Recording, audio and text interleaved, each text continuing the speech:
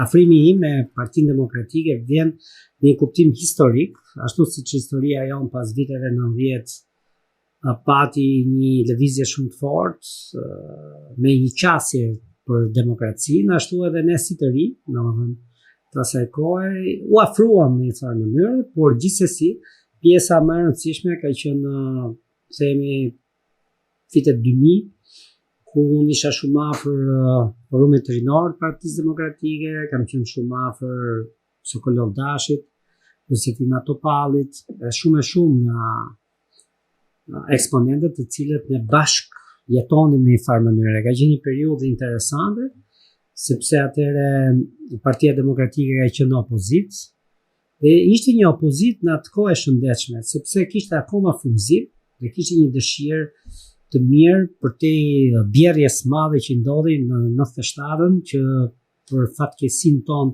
ne nuk e kemi kuptuar mirë në atë kohë, por vitet dhe eksperienca na bën të kuptojmë që ndoshta ka qenë një nga momentet më të errta, domethënë pas viteve 90, për shkak se në radh parë, për shkak se u larguam kaq shumë ndaj integrimit evropian që sot e kësaj dite ne nuk kemi pjesë. Pra, gjithmonë e kam parë jo vetëm Partinë Demokratike të djathtën, por edhe në tërësi kontributet e saj i kam parë një qasje realiste, domethënë në të dy anët e medaljes, pra në pjesët e avantazheve pozitive që kishte, po dhe në ato pjesë të cilat për mendimin tim ishin negative dhe që duhet patjetër të kishin një analizë shumë thellë që duhet ishte bërë shumë kohë përpara, ndoshta qysh nga koha që unë po ju referohem, sepse mendoj aty ka qenë edhe fillesa, si thuash, një lloj mpakje totale pastaj e Partisë Demokratike, që për hir të vërtetës ka nisë qysh në fillim viteve 90, me eksponentë si Arben Imami e tjerë me radhë, të cilët u krijuan nukle të reja intelektuale dhe vlera të shtuara të reja që mund të ishin në fakt i vlerë e Partisë Demokratike në kohë.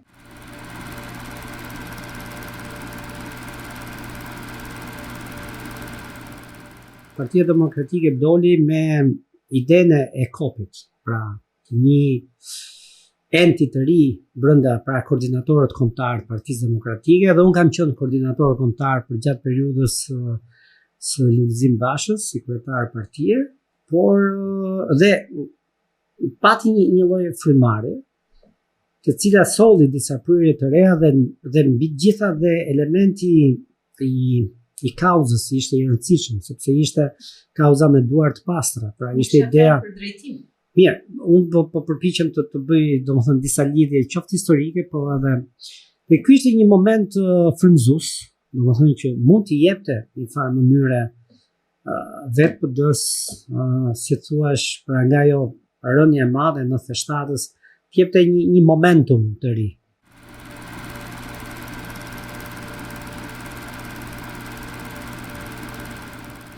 Unë mendoj që sido që tjetë prap edhe këta të ri, në një farë mënyrë që u integruan, duke qenë edhe në postet më të larta një pjesë e tyre të pushtetit, prap pranë atë rrethin vicioz të provincializmit që shoqëron her pas here, si thuash, edhe të djathtët. Pra u bën pa dashje dhe pa e kuptuar ndoshta edhe pjesë një lloj sistemi ku fillonte dhe kishte nuancat korrupsionit apo të vanitetit pushtetit nëpërmjet vertikalitetit pushtetit, dhe ajo çfarë mungon në tërësi në shoqërinë shqiptare dhe që e ka pasur dhe shumë dhe Partia Demokratike dje dhe sot dhe që vuan shumë, është çështja që identifikohet me një emër edhe me njëshin, kur unë mendoj që ne duhet të identifikohemi me ekipe. Dhe ekipet gjithmonë këtu sfumohen, dhe krijohet, si thua, një distancë e madhe ndërmjet njëshit dhe ekipit, dhe ky në fakt është një simptom që vjen edhe nga diktatura. Domethënë dhe diktatura në një farë mënyrë ka pas të njëjtat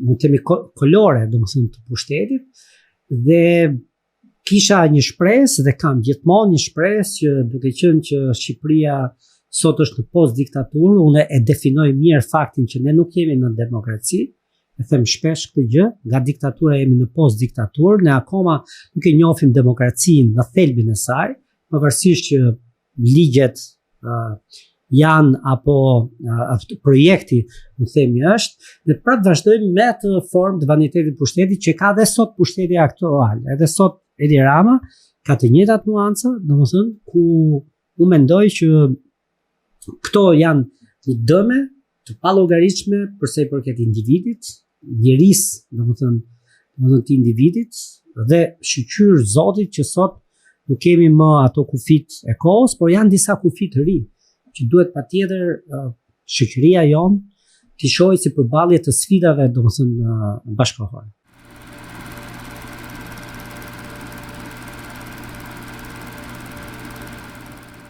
Nëse sot ne kemi një pushtet i cili duket qartëzi që ka një nivel të rritjes korrupsionit, ka një nivel të rritjes varfërisë për hir të vërtetës, ne nuk duhet të shohim vetëm këto qendrat tona. Të shohim që ka një deformim, domethënë të gjithë sistemin në tërësi, sepse është tjetër ligji dhe është tjetër të zbatosh ligjin dhe është tjetër të përfitosh nga ligji. Domethënë gjitha këto kanë krijuar një disbalancë shumë të madhe, patjetër që ikja tërësi, pra po humb shtreca e mesme, intelektualët janë të marginalizuar, është rritur, si thuash, dhe po shkon gati në një raport shumë të kontrastuar nëpërmjet të varfërve dhe oligarkisë apo të pasurve në tërësi. Dhe këtu mendoj që opozita në tërësi po ndjek të njëjtën valle të pushtetit. Dhe ky është një problem shumë i madh. Domethënë unë mendoj që sot edhe Partia Demokratike, pavarësisht që bën sikur bën detyrat e shtëpisë në opozitë, në fakt duket sikur ka një marrëveshje të heshtur me këtë pushtet për shkak të një interesi që mund të jetë material, që mund të jetë një interes i zonave të caktuara, domethënë të interesit e tjera me radhë, dhe duket sikur është një tango ku pushteti bën dy hapa dhe si thosh pozita bën dy hapa dhe opozita bën një hap. Dhe kjo nuk është parë në syrin tim, po edhe të shumë intelektualve apo individëve të shoqërisë që në fakt duan që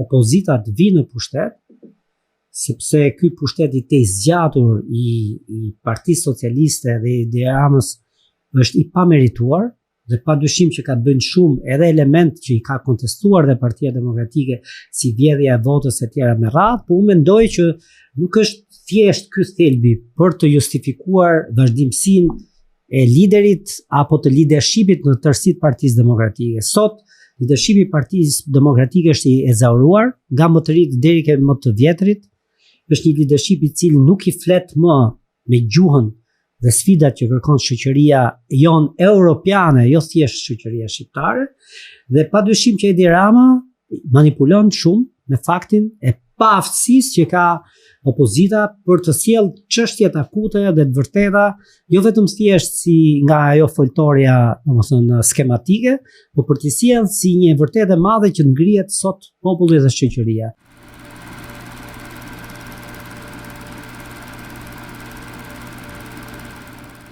Populli dhe shoqëria në fakt po ngrihet në ato takimet e vogla që i ka iniciuar Ervin Saliani dhe shumë e shumë antar të Partisë Demokratike, që në thojza neve sot quhemi dhe të përjashtuarit e radhës, për këto përjashtimet nga vitet 90 deri sot vazhdohet me një mentalitet post-komunist dhe jo me një mentalitet post-europian, që shumë i rëndësishëm dhe kjo, që të ecim në postmodernizëm dhe në atë çfarë janë analizat thelbësore, domethënë të qëndrimit të djathtës në tërësi, dhe pastaj edhe të pikpamjeve konkrete, domethënë që të nevojave konkrete që ka shoqëria për të ecur më tej.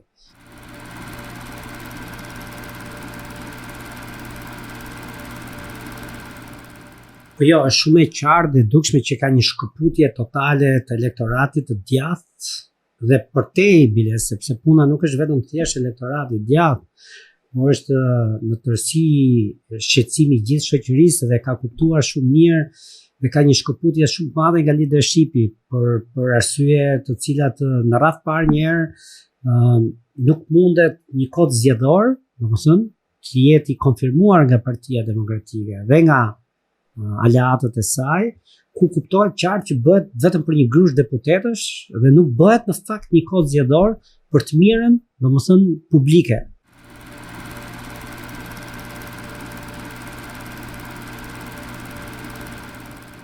Deri dje musheshin ato sheshet e Partisë Demokratike dhe të opozitës që aq plot, ke një shqetësim real që kishte publiku dhe shoqëria, sot nuk mbushen. Pse nuk mbushen? Sepse është ajo që para the. Nuk ka më besim.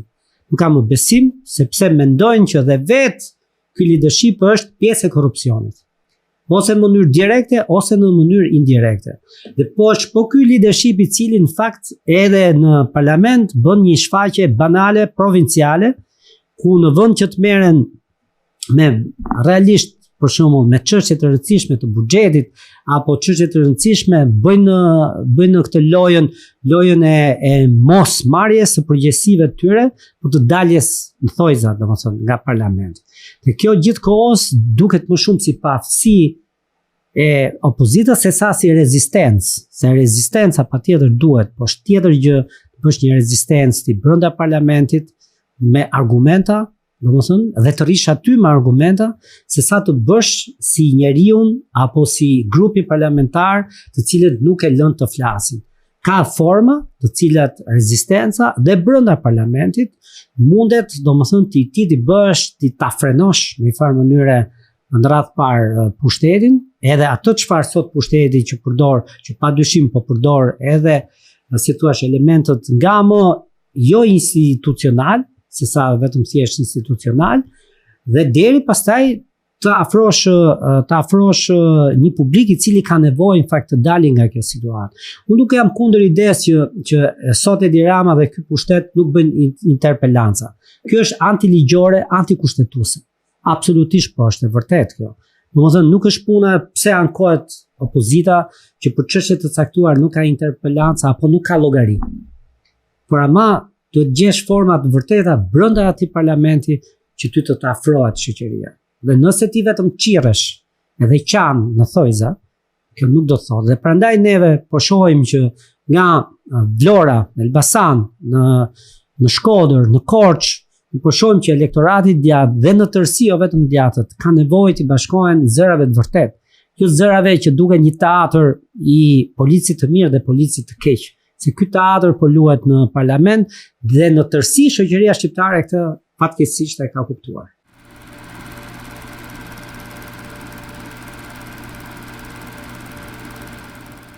Pari unë nuk doja ta etiketoja si lëvizje e Salianit. Doja ta etiketoja si një alternativë të re brenda Partisë Demokratike ose brenda të djathtës. Sa më shumë ne hecim me emra të cituar, aq më shkojmë pas se sa para pra është një grup, mund të themi,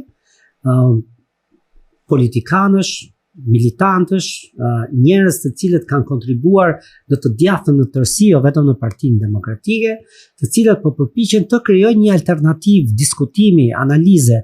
Ktu nuk është, unë e them për herë, ktu nuk është PD kundër PD.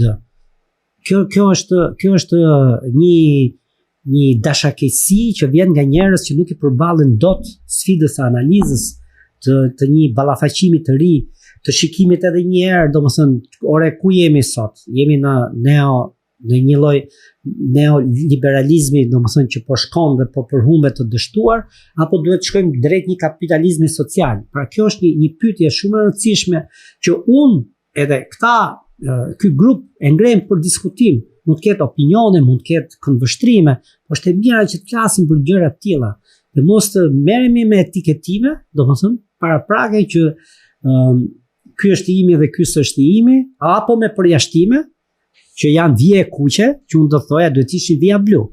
Pra, nuk mund të jemi një vije kuqe të përjashtohet Ervin Saliani dhe gjithë të tjerët, për shkak sepse bën një takim, domethënë me të djathtë. Çfarë është kjo? Domethënë çfarë është kur neve gjithë ne I bën ka takimet bandat edhe njerëzit e pushtetit, domethënë nëse orientohet argumenti në këtë logjik, është një argument domethënë tipik postkomunist, tipik provincial dhe tipik duke pasur kokën brava. Ajo çfarë unë kontriboj realisht në shoqëri me aq sa mundem qoftë si pedagog, qoftë si artist, qoftë si aktivist politik, unë gjithmonë përpiqem ta kemi kokën para sfidave që i takojnë realisht Shqipërisë, jo vetëm Bashkimin Evropian, në gjithë botën. Dhe ne po të ecim me etiketime dhe me përjashtime, do të dalë boje që kanë qenë edhe intelektualë shumë të rëndësishëm që kanë bërë historinë e Partisë Demokratike dhe të djathtës në tërësi, nuk shkojmë asgjë kundi.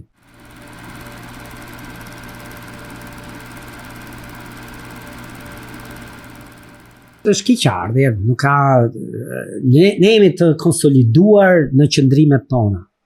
Domethënë kjo duket, si thua, unë parathash një mos përballje me të vërtetën tënde, por fjalë dhe etiketime këtu Shqipëria është bërë fakt një çorb, jo vetëm që nuk më takon fare, domethënë merrem, por unë shikoj thelbin, shikoj ata njerëz të cilët janë frymzuar kur ne i takojmë.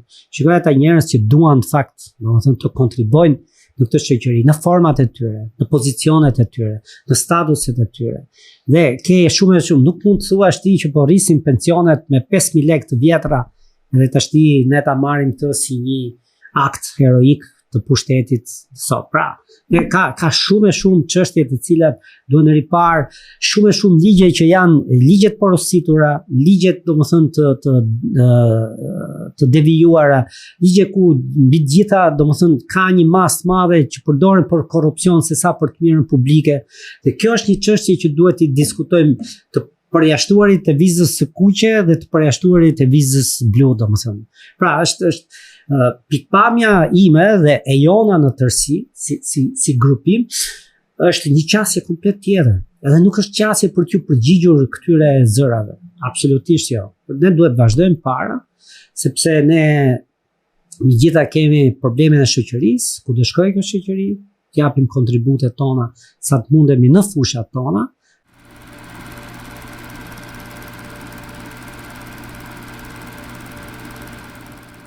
Pastaj ka dhe një problem shumë të madh kjo djathta jo në tërësi. Sapo u bë edhe një nga këto takimet e fundit. Ka parti që janë inekzistente, që janë kot.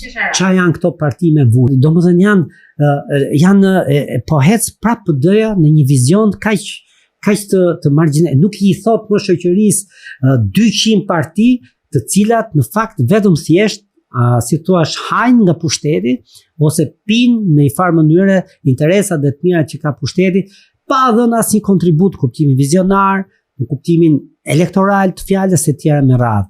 Pra të gjitha këto janë elemente të cilët ne nuk mund të rrim më dhe të themi që Partia Demokratike është gati për pushtet, por Partia Demokratike po shkon bashkë me këtë pushtet.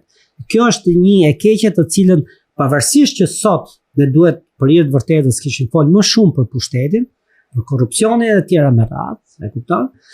Që për mendimin tim ky pushtet duhet të ishte gjaj rrëzuar, absolutisht po, me këto mori ministrash e të tjera me soje sorolop, domethënë, të cilat kanë krijuar këtë grop kaq të madhe, domethënë të korrupsionit, patjetër ky pushtet dhe kjo parti nuk duhet, absolutisht nuk ka asnjë lloj merite, domethënë për te tamtameve po atë them, domethënë neve duhet gjithmonë është kjo ideja e thënë që të ta kapim nga koka problemin. Unë mendoj që kur ke një trup të sëmur, domethënë tërësi, neve duhet merremi me atë çfarë është më afër nesh. Në këtë sens unë them që po të kemi një nuancë edhe një dëshirë politike, jo vetëm dëshirë, domethënë intelektuale apo emocionale, për ta sjellë një frymë të re që nuk po shikohet. Atëherë unë mendoj që ky pushtet do rrëzohej ose do ishte i rrëzuar.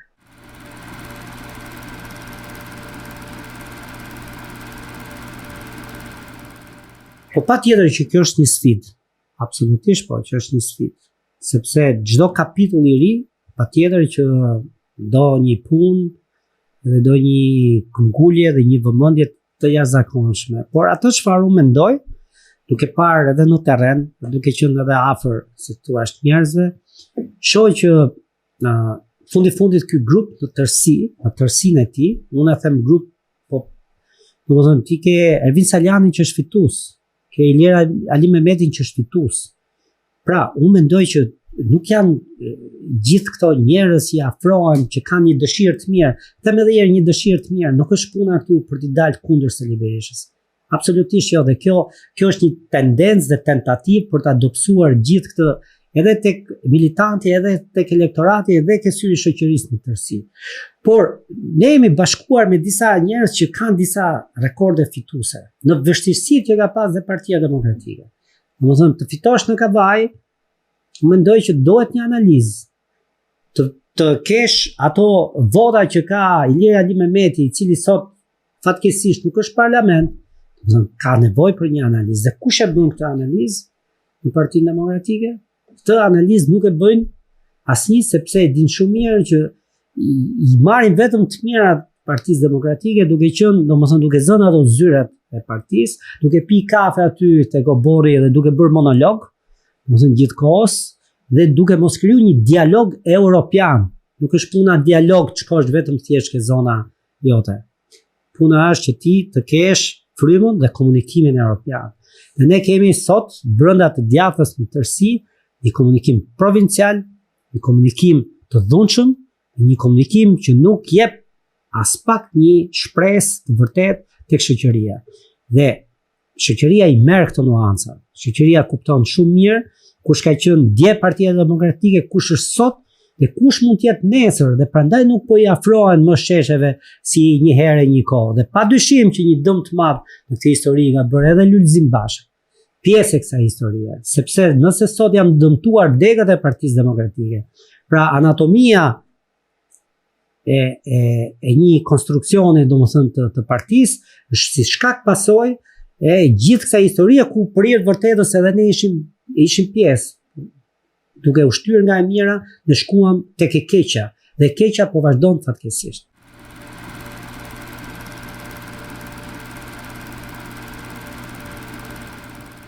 Të kap një e qeshur ironike, sepse në çdo takim gjithë ky grupim ka qenë pjesë o e një bande, o ka qenë pjesë e një pjesë të pushtetit. Nëse në Elbasan ishte që këtë takim po e organizonte Suel Çela me bandën e tij, në Shkodër po e realizonte Benet Beci. Domethënë, kjo në fakt i jep më shumë forcë edhe energji grupimit se sa duket, sepse argumentimet janë kaq arkaike, kaq jashtë kontekstit.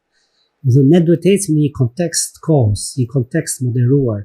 Konteksti moderuar, domethënë qysh në mënyrën e gjuhës që përdor, në mënyrën e komunikimit. Këto janë mesazhe, domethënë janë kaq izolues. Këto mesazhe më kujtojnë kohën e diktaturës mua. Dhe prandaj po ta them në fund prapë atë që thash në fillim, shoqëria shqiptare fatkeqësisht jeton në post-diktaturë dhe jo në një demokraci europiane. Dhe të kujton po atë kohë, domethënë, të kujton si thua mikun dhe armikun, të kohës.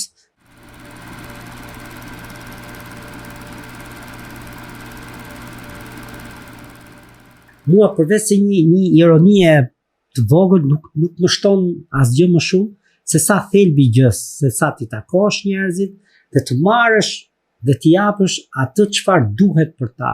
Jo ti takosh njerëzit vetëm për t'i marrë dhe për të vazhduar konstruksionin e kalbur të Partisë Demokratike. Me njerëz të ezauruar, me njerëz që nuk kanë më që thënë publikus, mos të them që edhe me njerëz që shpeshherë janë diskutuar edhe për afera me pushtetin. Në gjitha këto, jemi i vend edhe i vogël dhe sikur i madh ishin, prap njerëzit marrin nuancat, marrin informacione dhe kuptojnë. Prandaj sallat tona mbushen. Se nuk mbushen sallat tona me këto organizimet e bandave. Mbushen sepse njerëzit nuk po gjejnë dot për hir të vërtetës që të adresojnë krenarinë atyre.